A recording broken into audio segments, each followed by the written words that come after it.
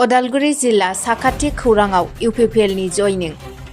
रायजोनि मोजां खामानि मावनो आरो जौगानायनि थाखाय खामानि मावनो लानाय इउपिपिएल राजखान्थि दोलोआव गोबां सुबुङा जबदान जादों। फैबाय थानाय 2025 मायथाइनि जानो गोनां बिटिसि बिसायख'थियाव देरहासार जानो लोगोसे सोरखार दानाय थांखिजों माखासे दोलोफ्रा जयनिं हाबाफारि लानायखौ नुनो मोन्दों। बेबादिनो दोलोखौ गोख्रोंसिन खालामनो इउपिपिएल दोलोआबो जयनिं हाबाफारि लानायखौ नुनो मोन्दों।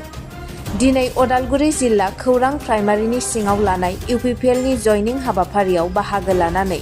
लेङाइ मावफुं सोद्रोमा गबिन्द चन्द्र बसुमतारिया खौरांनि गेजेरजों बिबुंथि लाखियो।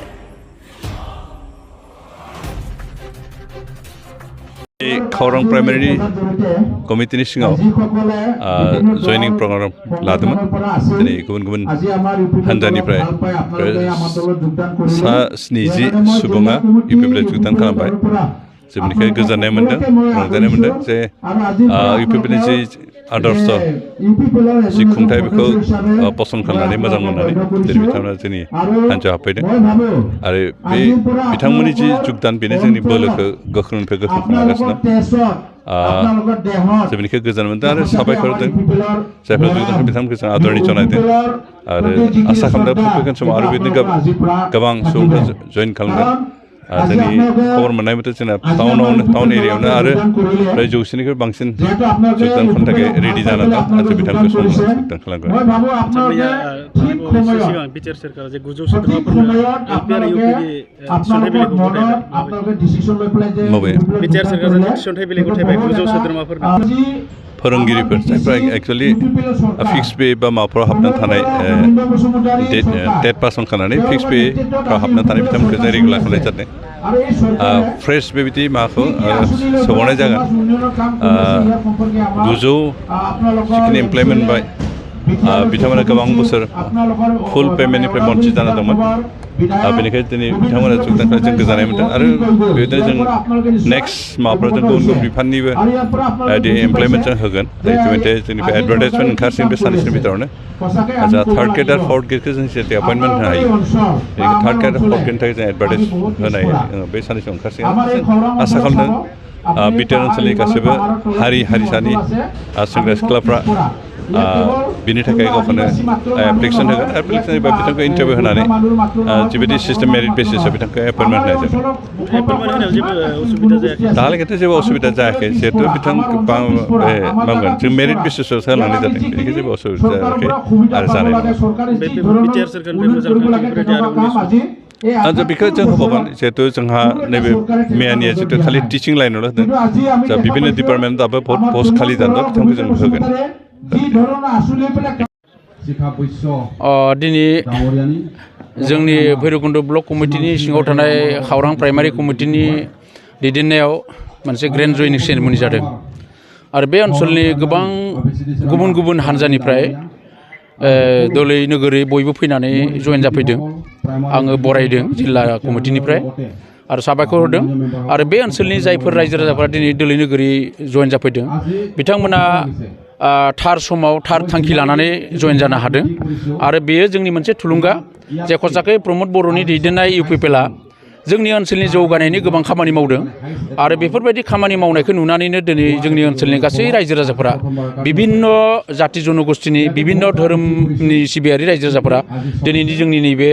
गोथार हाबाफारियाव बयबो दोलै नोगोरै फैनानै जयेन जाफैनो हादों आरो बेनिखायनो जों बरायदों आरो जों आसा खालामदों बिथांमोननि बे दोलै नोगोरै जितु जयेन जाफैनाय बेनि गेजेरजों जोंनि ओनसोलनि जौगाथायनि खामानिखौ प्रमद बर' बिथांनि दैदेननायाव जों मोजाङै जौगाथाय लाबोनो हागोन आरो बेखौनो हास्थायनानै जोङो बयखौबो खावलायदों। दिनैनि माबायाव 100नि एसे गोजौ 100नि एसे बांसिन जोंनि बे ओनसोलनि गुबुन गुबुन हान्जानि बिपिएफनि दङ आरो गुबुन गुबुन बिदि हान्जानि गोबां रायजो राजाफोर आरो माखासे समाजनि बेखेस्थ' बेक्तिफोरा जयेन जाफैदों। बे बिजेपिनि बुंनाय बिजेपिनि साननाय खारन बिजेपिया मोनसे निजा बबिया मोनसे आइडिय'लजि प्रिन्सिपल गोनां पार्टि डेम'क्रेटिक पार्टि बिथांमोना जि थांखिजों जि खोथा बुंदों जि साननानै जि मावदों बे बिथांमोननि खोथा बेखौ बुंनांगौ गैया। नाथाय बिटिआर एकर्डनि दारा जि मोनसे माखासे समष्टि बारायनायनि खोथा बियो जोंहा मोनसे फोथायनाय दङ खारन बे मोनसे भारत सरकारनि मोनसे सुक्ति आरो बे सुक्तिनि दारा जोंनि ओनसोलाव माखासे एरिया बारायगोन अलरेडि माखासे गामिखौ आसाम सरकारा केबिनेट पास खालामनानै नटिफिकेसन होबाय बे हिसाबै आरो माखासे हाबबावनांगौ दङ बेखौ जोङो रायलायबाय थादों जोंनि सरकारा आरो बेनि दारा जों आसा खालामदों बेखिनि एरिया हाबनायनि उनाव मोनसे डिलिमिटेसन जागोन आरो बेयाव जिहेतु एकर्डआव दंखायो दफायाव जे माखासे जोंनि थांनाय बिटिसिनि जि मोनसे सुक्तियाव 40टा समष्टि बेयो बांनानै 60टा जागोन आरो बे 60टा जायोब्ला जोंनि आरो माखासे समष्टि बारायबावगोन आरो बे समष्टि बारायोबा जोंनि एरिया देरगोन এই हिसाबै जोंहा आसा खालामदों जों फोथायदों जोंहा मोनसे फोथायनाय दङ सुक्तिनि मोनफ्रोमबो दफाया भारत सरकार आसाम सरकारा मावफुंगोन आरो बे भारत सरकार आसाम सरकार जेला मावफुंगोन अब्लानो जोंनि बियाबा बारायगोन बेथ' मा होनना बुङो जोंना 6 सिडिउल बिटिआरआ जाबाय मोनसे 6 सिडिउलनि बेबस्था भारत संबिजितनि आरो बे हिसाबै बेनि गासै डेभेलपमेन्टआ 6 सिडिउलनि जिखिनि धारायाव दङ बेबायदिनो जायो आरो बेहाय सेपारेट स्टेट आरो 6 सिडिउल बे मोननै बुस्थुआ एसे फारागथि दङ माखासे माने पावार फांसनखौ लानानै आरो बे हिसाबै जिहेतु बे 6 सिडिउलाव जिखिनि दफा दङ बे दफानि दारैनो 6 सिडिउला सालायजागोन बेयाव साननांगौ आरो बुंनांगौनि खोथा गैया नाथायबा 60 जायोब्ला बिथांमोना गिनाय दङ नामा जेन फुल पावारखौनो मोनगोन 60 जायोबा बेथ' 6 सिडिउल नालाय 6 सिडिउला जेसेबांखिनि समष्टिया बाराया बे बारायबाय थागोन खिन्थु 6 सिडिउला 6 सिडिउलनि थागोन बेयाव स्टेटनि खोथा फैया खारन जों जाबाय मा जोंनिया जाबाय बिटिआरआ इन्डियानि बिथोराव बयनिख्रुइ गोदोरसिन 6 सिडिउल आरो बे हिसाबै समष्टि नाम्बारा बारा बेल'सो समष्टिया दा बारायगासिनो दङ बारायगासिनो बे समाव मा बुंगोन नोंथाङा बेथ' बारायनांगौ आंनि बेक्तिगत माबा